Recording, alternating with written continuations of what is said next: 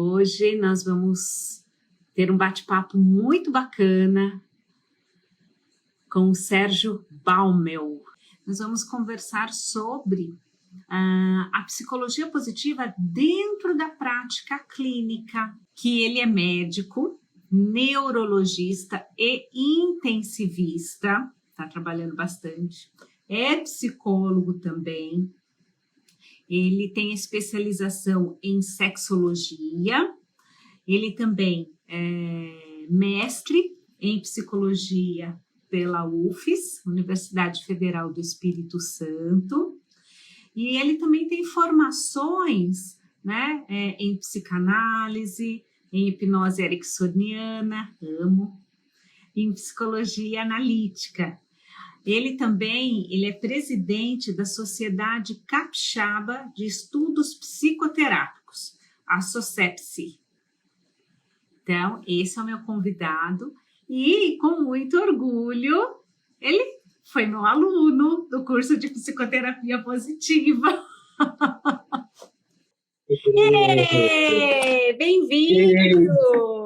Ei, João, tudo bom? Estamos indo, né?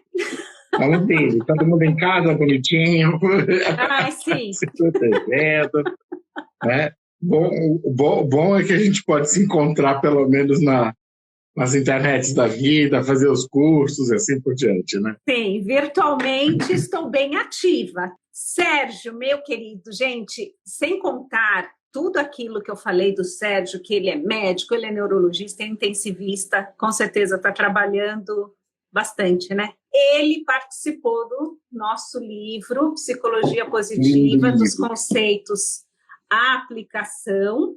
Ele participou no capítulo 6, a neurociências e as contribuições para a psicologia positiva.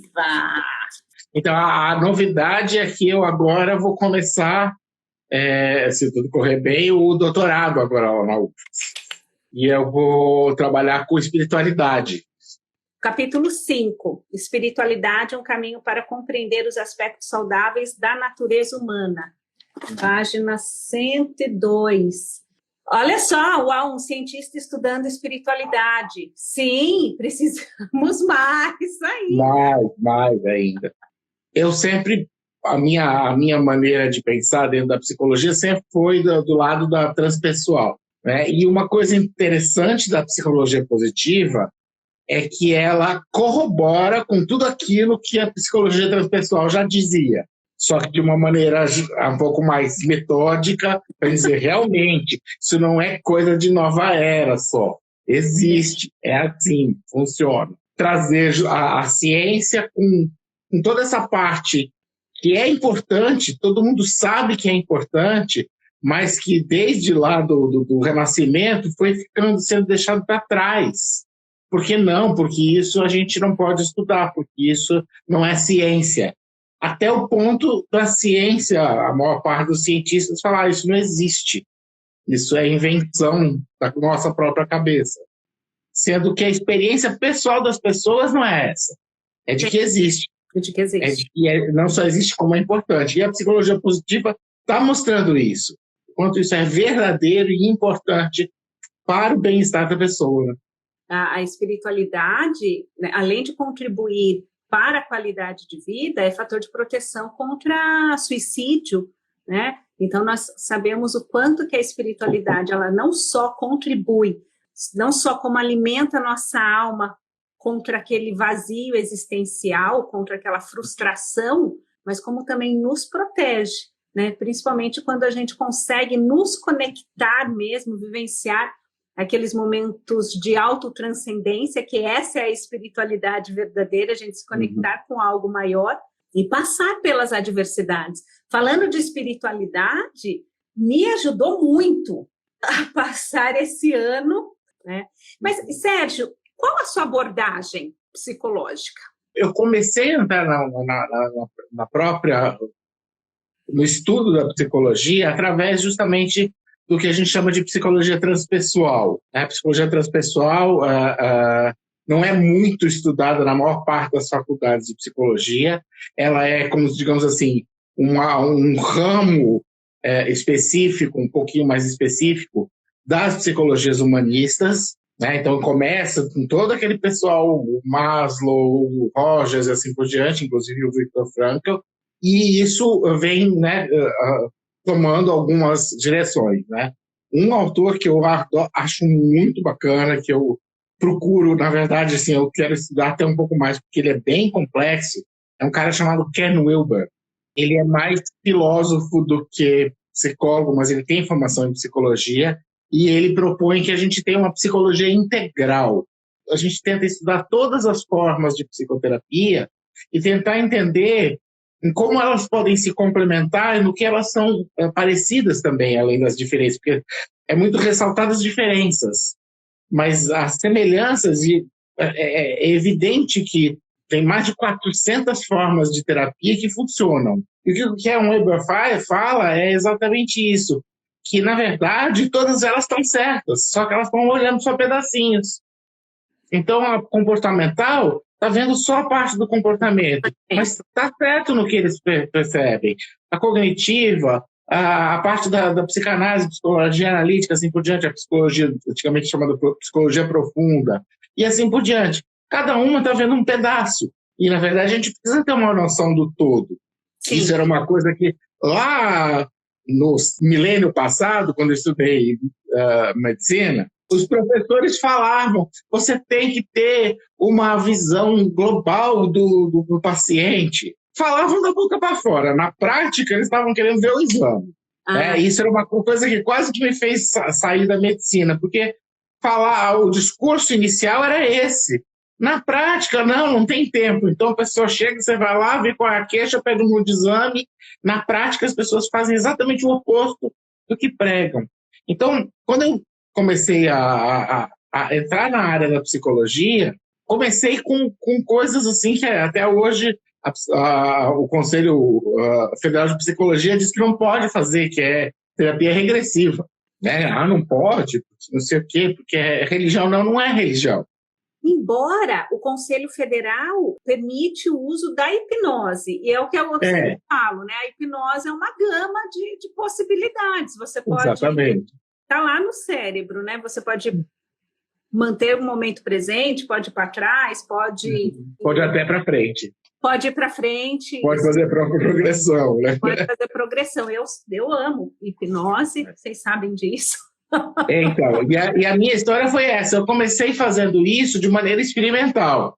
Eu já era neurologista e tal, e li alguns livros, fiquei intrigado com isso, por várias Primeiro coisas. Você se formou médico para depois fazer psicologia, ou fez primeiro psicologia e depois medicina? Fiz primeiro medicina, somente. Medicina eu fiz no outro milênio. Psicologia eu fiz nesse milênio já. Ah, tá. Já era médico, neurologista, já trabalhava.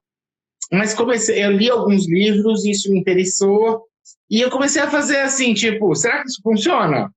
Sim. E é o que eu costumo dizer, para você induzir uma regressão, qualquer macaco treinado que saiba falar consegue fazer. O que fazer quando a pessoa faz a regressão é que a gente precisa ter conhecimento. Mas eu sempre falo, é legal isso que você está falando, porque eu sempre falo para minhas alunas, eu falo assim, gente, fazer hipnose é a coisa mais fácil, é que nem pegar injeção, aplicar injeção. Você vai lá, pega na internet como aplicar injeção. Qualquer um aplica. Mas o líquidozinho que vai dentro da injeção, aí você precisa ter um conhecimento. Qual injeção você vai dar, né? É tipo assim, o que você vai colocar exatamente? Mas o que fazer quando aquilo que a pessoa viu, o que fazer, o porquê fazer da hipnose, isso que faz toda a diferença. De qualquer maneira, quando eu comecei a fazer isso experimentalmente, eu senti necessidade de um estudo mais sério, mais profundo a respeito de como fazer a hipnose em si. E aí que eu vi aqui no Espírito Santo, eu já estava aqui no Espírito Santo, o Instituto Milton Erickson, do Espírito Santo, anunciando que ia ter o curso de hipnose ericksoniana. Conhecia o Erickson, assim, de rebarba. Eu tinha um livro do Erickson com mais 2 outros autores que eu tinha lido, mas assim, não sabia quem era o Erickson. E aí eu fui fazer, e aí acabei fazendo a formação inteira, completa, me tornei membro do Instituto Milton Erickson, cheguei a ser até presidente do Instituto. Na verdade, a gente descobre que a gente é ericksoniano quando a gente começa a estudar. Eu fiz formação de hipnose, eu fiz várias, né? Mas uma das formações foi com o Jeffrey Zeig, que foi aluno direto do Milton Erickson. Uhum. Eu fiz eu fiz uma formação online com ele. Não, eu fiz com ele quando ele veio aqui no Brasil. Né? Se eu não me engano, 2005, 2006. Mas a hipnose ericksoniana é fantástica. E super casa com a psicologia positiva, né? Exatamente. Porque o Erickson, ele já pensava do jeito que a gente pensa dentro da psicologia positiva, né? No potencial da pessoa. Todos nós temos esse potencial que já está dentro da gente. A própria história de vida dele, ele focou nas potencialidades. Mas e aí a questão justamente de que às vezes só tem uma travinha e que o papel do terapeuta é ajudar a quebrar essa travinha para a pessoa se desenvolver. Então, a minha pergunta, praticamente, você já respondeu a minha próxima pergunta. Porque, assim, muitas pessoas ficam assim, eu tenho que abandonar minha abordagem, que eu tanto amo, que eu gosto, para trabalhar com psicologia positiva. Você não teve que abandonar, né? Não, pelo contrário. Só foi justamente, reforçou aquilo que eu já conhecia, já fazia, e ajudou no sentido também de direcionar uma ou outra. Na verdade, assim, o mais legal assim, do seu curso foram as dicas que você foi dando. Porque tem coisas, eu já estudava isso, eu já tinha lido alguns livros, aquele livro de psicoterapia positiva mesmo, do indiano lá. Aí eu já tinha lido, quer dizer, eu já tinha estudado isso, né? Mas o que tem no curso de diferente são as dicas práticas que você dá que não estão no livro. Né? Tipo assim, isso aqui no livro diz que é assim, mas talvez lá nos outros não funciona, mas aqui com a gente no Brasil não funciona, né? Porque o brasileiro é diferente e tal. Então, na verdade, a psicologia positiva e a psicoterapia positiva, realmente no meu caso, foram se somando àquilo que eu já fazia. Para a pessoa precisa abandonar? Não, nem que a pessoa seja comportamentalista. Tem um monte de coisa que comportamentalista vai adorar dentro da psicoterapia positiva. Né? Os americanos adoram esse tipo de coisa, né? Sim. De passar tarefa e tal. Agora, eu descobri uma coisa ao longo da minha vida. Americanos, alemães, japoneses. Então, os brasileiros já não gostam muito quando você fala que tem que fazer tarefa de casa. Eu acho que o brasileiro em geral tem trauma de infância, da escola, não gostava de fazer dever de casa. Então, se a gente diz que é um dever de casa, eles não fazem. Não fazem. Aí tem que falar outra coisa. Não, faz uma coisa, vai ajudar você, mas não pode chamar de tarefa nem de dever. Se tiver tarefa e dever, eles não fazem. É o que eu falo, né? Eu ensino porque eu tenho que ensinar, porque os pesquisadores, né? Eu ensino, mas eu também mostro como que a gente faz aqui dentro do Brasil, né? Eu acho que é muito mais os americanos do que os europeus, mas eles gostam dessa coisa de receita de bolo. Então, dentro, por exemplo, dos ericksonianos, né, tem aquela linha toda que vai para o lado da PNL, que é derivada do Erickson. O pessoal adora o PNL porque o PNL tem o passo a passo. Faz isso, depois faz aquilo, depois faz aquilo, depois faz aquilo outro. E funciona, para bastante gente funciona. Gosto de saber de ter feito uma vez ou outra, e aí eu vou mudando, que é, em parte, a coisa do Erickson, né? Você vai mudando de acordo com a pessoa. A ideia da utilização. Se a pessoa é assim, você vai adaptar as suas coisas no que ela é e não adaptar a pessoa à sua técnica. Inclusive, as pesquisas mais recentes, né, de psicoterapia positiva, está sendo bem claro, bem assim, categórico, o quanto que a gente tem que fazer sob medida. É o tailoring, né? É sob medida. A gente conhece as intervenções, mas fazer sob medida essas intervenções para os pacientes, né? E isso está sendo dessas publicações mais recentes, né, de 2020, eles estão sendo bem categóricos, né, em relação à importância de ser sob medida, de ser personalizada. O que mais chega para você? Quais são as maiores demandas no consultório? Como que você integra a psicoterapia positiva? Tipo, o que mais chega para você e como você integra a psicoterapia positiva? Olha, o que chega mais, acho que é o que chega mais para todo mundo, né? É a ansiedade em primeiro lugar, depressão em segundo. Depressão e estresse. Né? Claro que o que mais chega para mim é a parte neurológica, que na verdade não é neurológica, é psicológica, e eles vêm para o neurologista, né? E foi por isso que eu resolvi fazer psicologia, porque eu, como neurologista, cheguei a ver as coisas do cérebro, né? Sim. E quando eu estava na faculdade, ainda as pessoas iam para neurologia com queixa, tem dor de cabeça, tenho dor nas costas, não consigo, um monte de coisa, desmaio. Problema e a gente fazia a investigação, falava, olha, o seu cérebro não tem nada de errado, o problema é psicológico. Então vai procurar o psicólogo, ou às vezes era psiquiátrico mesmo, vai procurar o psiquiatra. Depois de um certo tempo, as pessoas começaram a vir no consultório, não mais com queixa de dor de cabeça ou de desmaio, mas com queixa de nervoso. Eu vim aqui porque eu sou nervoso. Se eu não é médico de nervo, eu preciso que trate dos meus nervos. Ou pior ainda, eu vim aqui porque eu tenho sistema nervoso. Mas eu não tivesse... Se eu tivesse, eu chegava aqui, né? Mas tudo bem. Tem sistema nervoso, ainda bem. Então, criança, por exemplo, eu atendo crianças só na parte neurológica. Eu não faço terapia de criança. Você faz bastante terapia de criança, eu não. Mas tem muita gente que vem com as crianças para o neurologista. E qual é a principal queixa? Que ele é imperativo. Imperativo. Tá. Imperativo. Esse menino é muito imperativo. Olha, pode até ser, porque tem algumas criações... Eles mandam na mãe. Você faça isso. E a mãe faz. Eu posso até concordar, porque tem algumas criações que são tão permissivas que o filho pode ser imperativo mesmo. Imperativo mesmo. É o né? imperador com os súditos deles. Ultimamente, já não são mais nem os pais que têm a queixa de déficit de atenção. São os professores. Professor de pré-escola.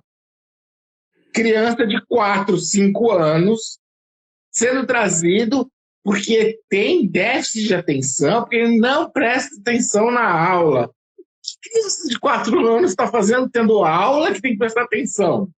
Mas de terapia... Aí depois não faz as tarefas, o dever de casa da psicoterapia, a gente não sabe onde começou, né? Porque começou lá atrás, na pré-escola, tinha tarefa demais. Mas para a psicoterapia, como eu atendo só adulto, a maior parte das queixas é a queixa relativa à ansiedade. E é muito interessante, né? Porque as mulheres costumam ter queixas iniciais diferentes dos homens. Tem muito menos homem procurando do que mulher. Os homens, não, eu não vou resolver sozinho, né? Não vão. Mas alguns vão. E quando eles vão quase sempre com problema no trabalho, está insatisfeito com alguma coisa a ver com esse tipo de relacionamento do trabalho, com não conseguir ganhar dinheiro, ou com não se dar bem com o chefe, ou ser inseguro no trabalho e tal. E quando a gente começa a fazer a terapia, tanto faz, seja a mulher, seja o homem, acaba caindo aonde? No relacionamento. É o relacionamento. É o que eu falo, o que conta são os relacionamentos. Principalmente os relacionamentos amorosos, mas também os relacionamentos familiares. Os relacionamentos interpessoais. Exatamente. Os com as pessoas mais próximas. E é isso que a gente acaba tendo que se trabalhar. Quando me perguntam, mas assim, né? Porque quando a gente trabalha muito, começa a mexer com o sentido de vida, né? Qual é o sentido da vida, né? A pessoa quer ser feliz. O que você faz de feliz para você, né? Pera lá, ninguém nunca me perguntou isso, né? Então vamos pensar junto. Mas, no final das contas, se perguntar para mim qual é o sentido da vida de qualquer pessoa, para que a gente está aqui, né? A gente está aqui para duas coisas, conforme o Richard Bach. Não sei se você conhece o Richard Bach, que escreveu Fernão Capelo Gaivota, Ilusões. No Ilusões, ele tem um trecho em que ele chega à conclusão que a gente está na vida para duas coisas. aprender e se divertir, dentro do possível. Né? Dentro do possível, a gente aprende a se divertir. Aprender é necessidade, de se divertir também é necessidade, mas às vezes é mais difícil. Mas aprender o quê? Tudo? Ah, mas tudo? Não, a gente só tem que aprender uma coisa. Se a gente for ver realmente lá no fundo, no fundo, no fundo, a gente só está aqui para aprender a amar. Todo o resto é secundário. Quando a gente faz regressões, isso fica muito evidente. O sentido da vida de cada uma das pessoas, o que é importante e o que muitas vezes a pessoa acaba deixando de lado porque coloca alguma outra coisa como importante, realmente é aprender a amar. Sai dos trilhos, né? Tipo, o trilho é esse. Vamos aprender a amar de uma maneira prática. E aí, falando de amor, eu gosto muito do Maturana. Inclusive, o livrinho dele está aqui, ó. Amar e Brincar, Fundamentos Esquecidos do Mundo, do Humberto Maturana. Eu gosto muito dele. Só para pegar um gancho do que Humberto Maturana fala, e você, né, citou sobre a questão do amar, né? Eu gosto muito da definição do Humberto Maturana sobre o que é o amor. O amor é uma disponibilidade interna para a cooperação. Você quer cooperar. Então, quando você está internamente disposto a cooperar com o outro, você está vivenciando o amor. Você quer contribuir com o bem-estar do outro. E se a gente... Eu gosto muito dessas definições, né, de termos práticos, porque para mim fica assim, eu preciso... O sentido da vida é amar, tá? Ok, o que é amar? É uma disposição interna de cooperar. Então, beleza. Então, toda vez quando eu tenho uma disposição interna para cooperar com a outra pessoa, seja de uma maneira material ou imaterial, então eu estou amando. Então, eu estou vivenciando o meu sentido da vida. Isso. É isso mesmo. A melhor definição que eu já ouvi é mais ou menos igual, só com outras palavras. Amar é quando a felicidade do outro se torna tão importante para você quanto a sua própria felicidade. Não mais do que a sua felicidade. Tão importante quanto a sua. Essas definições, né, né, me ajuda a entender do tipo assim, qual é o sentido da vida? Amar e se divertir, e aprender, né? Aprender e se divertir. Aprender o quê? Aprender a amar. Então, e aí eu pego a definição do que é o amor do Humberto Maturana, né? Que ele diz que o amor é essa disponibilidade interna para cooperar. Então, toda vez quando eu estou disposta internamente a cooperar com a felicidade do outro, com o bem-estar do outro, eu estou vivenciando o amor. E o próprio Chris Peterson, né, um dos pais da psicologia positiva, né, Martin Seligman foi o porta-voz, né, ele não fez nada sozinho. Teve vários outros tão importantes quanto, né, ele é o porta-voz. O Chris Peterson, quando perguntaram para ele, né, se pudesse definir a psicologia positiva em uma frase, como que você definiria? Ele disse, os outros importam, outras pessoas importam. Então, essa é a essência da psicologia positiva. Então, olha só, a gente falou de Bach, falamos de Humberto Maturana, Chris Peterson, psicologia positiva, Erickson, e o caminho é o mesmo, o quanto vão se complementando, não é? Tipo, a informação, tipo, é a mesma, vamos, segue adiante. E entra também na questão da religião. Todas as religiões dizem exatamente isso. O cristianismo é o primeiro, digamos assim, a falar isso mais explicitamente, né? Tipo assim, o importante é você amar o próximo como a si mesmo. Apesar de que as igrejas distorcem, mas as religiões também dizem a mesma coisa. Então, aí é que vem a questão de você juntar a ciência com a espiritualidade e até com a religião, mas a religião não no sentido de essa igreja ou aquela igreja, religião ou aquela. Uma vez eu vi uma imagem que é assim, a espiritualidade era um vinho espiritualidade é o que está dentro da garrafa, é o ovinho em si. E as pessoas discutem pelos rótulos, né? Isso. Religião é o rótulo. Uhum. E, Sérgio, agora só falando assim um pouquinho do curso, né? O Sérgio foi meu aluno no curso de psicoterapia positiva, do educação emocional quando era presencial, lá atrás. Isso, muitos anos atrás. Você veio aqui em Vitória. Dentro do curso, qual a intervenção ou o tema do curso que você viu, do curso de psicoterapia positiva, que você está mais utilizando? Acho que uma das coisas que eu mais uso dentro da psicologia, quer dizer, os conceitos todos e muitas coisas a gente usa sempre, mas uma das coisas que eu tenho mais usado com mais frequência é o trabalho com as forças de caráter. Eu peço para a pessoa fazer o testezinho lá e trazer a relação na ordem, as 5 primeiras, e como o teste dá todas, é muito comum. A pessoa chega, tá vendo? Eu não consigo, essa aqui é minha última. Eles vão atrás da última. Não, eles têm que olhar as primeiras. Vamos aqui, ó, aqui, não ali, aqui. Puxa de novo para cá. E realmente, assim, o resultado é muito legal porque muda a perspectiva das pessoas é olhar os seus defeitos. Mesmo quando a pessoa não tem nenhuma patologia, mas está angustiada, não sei o quê, ela fica olhando os seus próprios defeitos. E não se dá conta dessa coisa, eu não tenho que ser perfeito, portanto, eu tenho que eliminar os meus defeitos. Eu tenho que ver aonde eu sou bom e com o que eu sou bom conseguir fazer as coisas.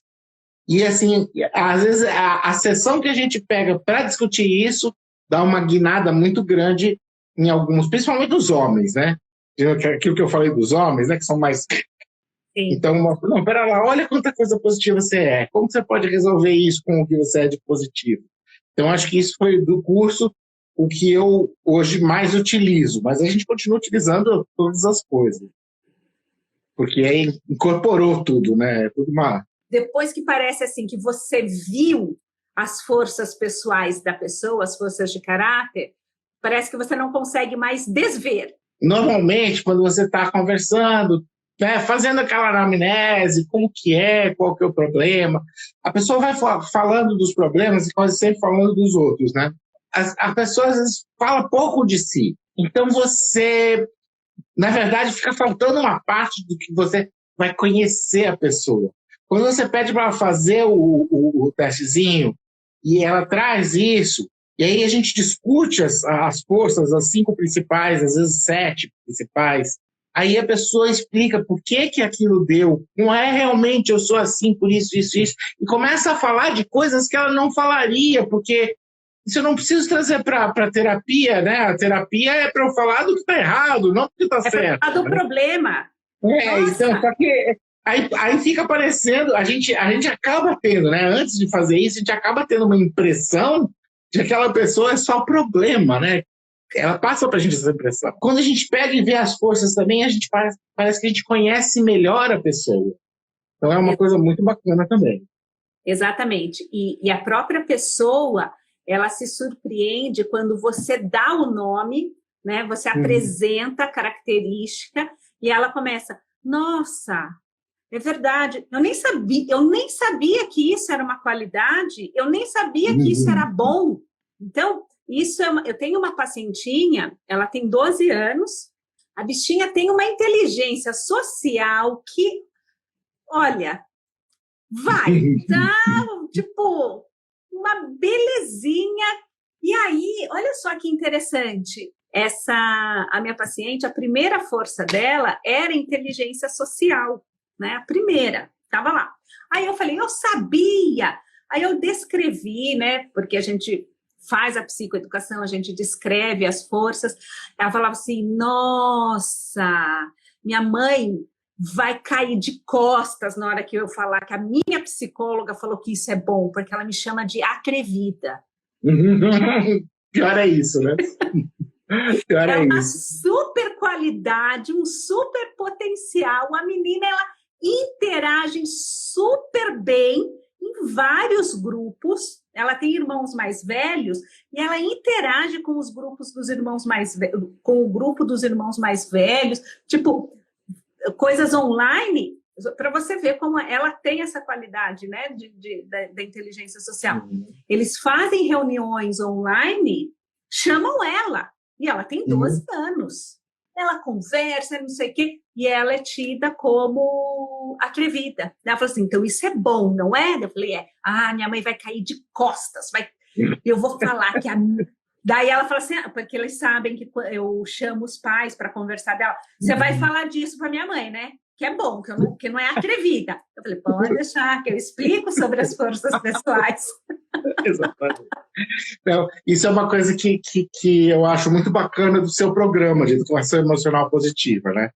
A gente vira pai e mãe, quem ensinou pra gente como ser pai e mãe? Ninguém estudou, né, educação. Só quem estuda educação é quem fez faculdade de educação, né? E, pelo visto, esses não sabem educar, porque eles mandam para o neurologista quando tem problema de educação, né? Mas o seu trabalho, né, e todo esse seu programa e tudo mais, eu acho que ajuda as pessoas a pensarem um pouco melhor como elas podem fazer para educar seus filhos. Porque a gente comete muitas besteiras por desconhecimento. Depois que eu estudei e estudo, tá, que você me ensinou, eu parei e pensar, poxa, né, quando meus filhos eram pequenos, eu fiz um monte de coisa que, poxa, eu podia não ter feito. Porque eu não sabia, né? Quem ensinou? Meus pais, quem ensinou eles? Os pais deles. Então, aquela história, por exemplo, de que tem muita gente que acredita que precisa bater na criança quando ela está mal criada. Não. Porque sempre foi feito desse jeito, então continua fazendo e não para pensar como é evidente que isso vai ser ruim. Que não ensina habilidade, que não ensina estratégia, que não ensina... Eu tenho um paciente meu, também homem, e ele estava num momento na empresa dele, ou ele assumia um novo cargo, ou ele seria desligado. Mas ele não queria assumir esse novo cargo, porque envolvia mais riscos, não sei o quê, mas era do tipo assim, ou pega ou vai. E ele tinha muita psoríase, muita psoríase. Aí a gente trabalha com hipnose, né? Aí a gente vai lá do tipo, por que tem isso? E aí veio uma cena de que ele subiu no telhado, ele e os irmãos, eles se divertiram, deu tudo certo, eles adoraram, só que quando eles desceram, eles apanharam. E ele falou assim, eu não sei por que eu apanhei, mas para mim fica, se arriscar é perigoso, porque a punição vem. E é isso, o bater não ensina habilidades, não ensina estratégias, você não explica para a criança, e isso vai ficando no futuro. Tanto que, quando ele precisou, ele não sabia. Ele falou assim, não sei, eu tenho medo. Exatamente. E a psoríase aqui no braço era tudo cheio, coçando, e era isso, né? E a gente tem agora outras formas, do tipo... de educar, do tipo, olha, é perigoso, mas espera aí, vamos explicar. Como que a gente fala isso, né? Porque se você perguntasse para esse pai que bateu, ele estava absolutamente convicto de que ele precisava fazer isso para proteger o filho. Sim. Ele fez por amor. Ele só não sabia como fazer. Como fazer diferente. Tipo, a intenção é boa. Porém, eu sempre falo, gente, às vezes nem só de boa intenção a gente precisa conhecer também a técnica, a questão. Por outro lado, a gente, às vezes, é muito comum quando a pessoa faz esse tipo de coisa e se lembra, ou às vezes a pessoa já traz a lembrança, né? Ela traz um ressentimento com os pais, né? E quando eu trabalho com adolescente, né? Criança não, mas adolescente. Os adolescentes muitas vezes têm um ressentimento com os pais. Sim. E eles não conseguem, porque eles não conseguem perceber que, embora tá distorcido, essa intenção é válida e é importante. E é por causa disso que é importante que ele perdoe o pai que fez isso. Sim. E aí ele perdoe o pai para se livrar disso. E aí entra a psicologia positiva, que nos permite entender o que é perdão, nos ensina alguns protocolos, que a gente é brasileira. A brasileira Mas, ainda tem um trabalho, acho que, né, você tem um trabalho muito grande ainda em ensinar os pais atuais e futuros a serem melhores pais, para que a gente tenha melhores filhos, para que a gente possa começar a mudar aquela outra coisa que a gente estava falando antes e tal, sim, de que sempre foi assim. A gente precisa mudar isso, para isso a gente precisa disso tudo que você trabalha e que você explica e que é importante. Difícil você pegar uma pessoa de 50 anos, de 40 anos, e mudar a cabeça dessa pessoa. Mas se você tem. conseguir ajudar as pessoas que estão começando a ter filho, que têm filhos pequenos, a criarem seus filhos de uma maneira diferente, porque a intenção quase sempre, não vou dizer que é sempre, tem gente que é doido mesmo, mas quase sempre tem. Tem gente que é ruim. Não falo, tem gente que não é doido, tem gente que é ruim. Que é ruim, né? Não sei se tem gente que é ruim, não. Ah, eu acho que tem sim. Isso é uma coisa filosófica para muito tempo. Mas eu acho que quem é ruim acha que é bom, ele acha que aquilo é o certo. Por mais distorcido que ele esteja, ele acha que aquilo é importante e é o certo. Tem gente que é ruim, que é cruel, que tem prazer em fazer maldade. Não é prazer em fazer maldade. É que ele acha que se ele não fizer maldade, vão fazer maldade com ele. Então ele tem que estar por cima para não sofrer por baixo. O que leva à maldade é o medo. Para algumas pessoas, sim. Para algumas eu concordo. Do ponto de vista espiritual, ninguém é ruim. As pessoas têm medo, porque sentem a falta do amor. E é esse medo que leva as pessoas, então, a acharem que elas têm que fazer as coisas ruins, como se isso fosse suprir essa falta. Então, é um desvio do pensamento, não uma característica inerente. O centro da pessoa nunca é ruim. O centro da pessoa é sempre de luz. Ela pode estar cheia de coisas em cima daquilo, impedindo essa luz de chegar à superfície. Mas o centro de todo mundo é luz. Vou pensar a respeito. Não vou dizer que não tem gente que não nasce ruim, mas ele só chegou a ser ruim antes de nascer por causa de coisa que aconteceu no passado. Se você buscar lá atrás, você vai ver que ele não era ruim. Se tornou ruim. Se tornou. Ah, Sérgio, que delícia esse bate-papo. Bem gostoso. Foi nem tudo, né? Tempo passado. Fomos falando de vários assuntos. Era para falar de psicoterapia positiva, daí já fomos para hipnose, falamos. Tudo isso é psicoterapia positiva. Sim. Que é justamente isso, né? Essa questão do encaminhar as coisas para a construção, né? E não simplesmente a eliminação do... Não é a base da psicologia positiva, não é eliminar o negativo, é construir o positivo. E tudo isso faz parte. Uma coisa super legal é isso, é quando a gente está juntando a psicologia positiva com outras coisas, né? Você que junta a psicologia positiva com a educação. Uma moça lá que estuda com Seligman, que junta a psicologia positiva com jornalismo. Ela faz jornalismo positivo. Achei super bacana. Sim. Né? Então, é uma coisa que dá para a gente juntar com todas as áreas de conhecimento e isso faz uma diferença enorme. Sim. É isso que está fazendo aqui. Sérgio, muito obrigada pela Eu que agradeço pela de participação. Novo. Como eu falei, eu sou facinho, querendo bater papo, é só convidar que eu venho. E a gente tem muita coisa para conversar ainda. Tem muita coisa para bater papo. Vários desdobramentos.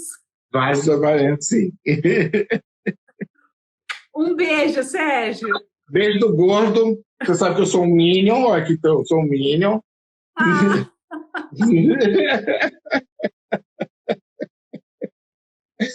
Gratidão eterna. Muito, muito obrigado. Beijo. Tchau, tchau. Tchau.